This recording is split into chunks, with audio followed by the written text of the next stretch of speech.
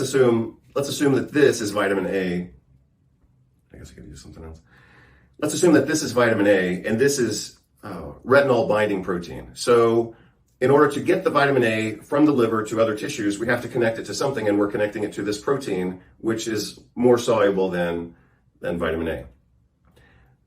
Again, at the time of infection or inflammation, protein synthesis decreases, so we have less of this protein. Now the vitamin A is a little more free, at least for a few hours or days, but it's literally hours or days.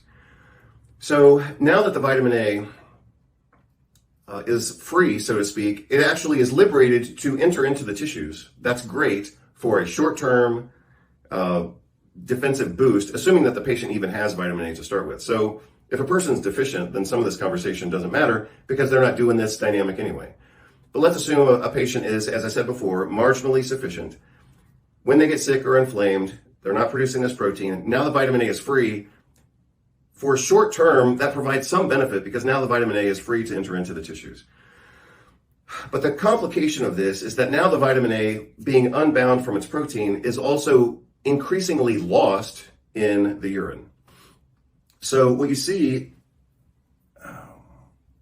with bioavailable vitamin A at the time of infection or inflammation is you see a modest increase in the bioavailability, but you see overall what you see is a depletion of vitamin A stores, for example, through the urine, or just being catabolized by the inflammation or the infectious response.